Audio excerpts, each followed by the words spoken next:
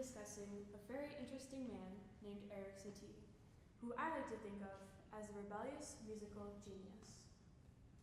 So Erik Satie, he was born in France, in Honfleur.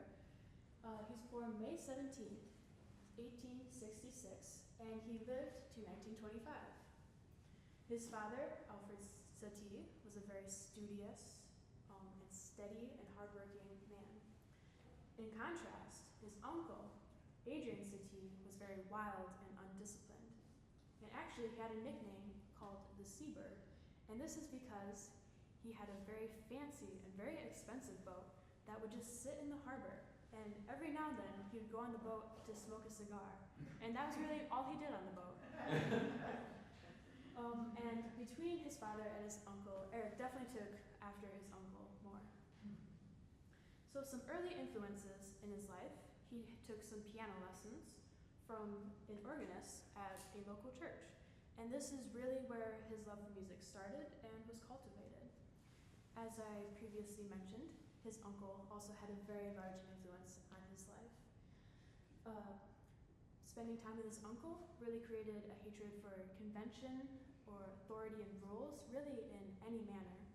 It also created a sense of irresponsibility.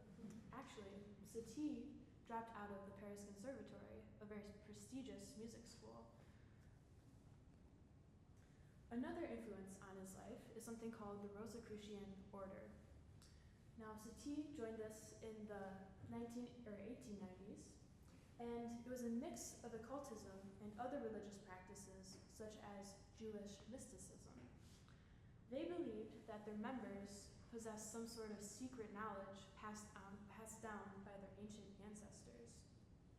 Now, as I mentioned earlier, Satie wasn't a big fan of authority, so when his dislike for rules came to a conflict with the authority of the Rosicrucian Order, he decided to leave. As I mentioned, Erik Satie was a very interesting man, and his music is also very interesting. He was what is called an anti-impressionist. And Impressionism, in very, very simple terms, Impressionism, the melody lacked direct motion. If you think about the art style at that time, it's more broad strokes rather than every minute detail being very clear. As Luke mentioned earlier, Impressionism is often associated with Claude Debussy. Ironically, although Satie is an anti-impressionist and Claude Debussy was an impressionist, even besides that difference, they were still great friends for many years.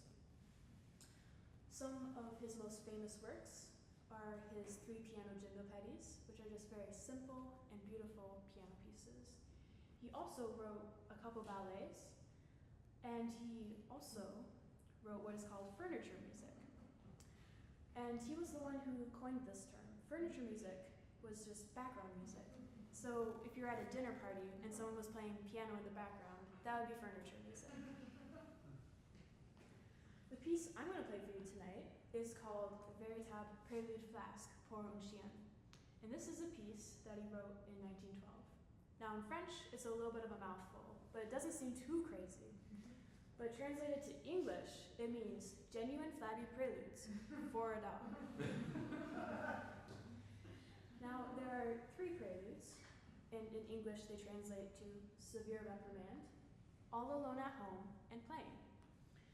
Now, this was the first of a set of humorous piano pieces that he wrote. But what makes this piece especially interesting is there is no key signature or time signature. Tonight, I'll be playing the first 2 preludes, Severe Reprimand and All Alone at Home. I hope you enjoy.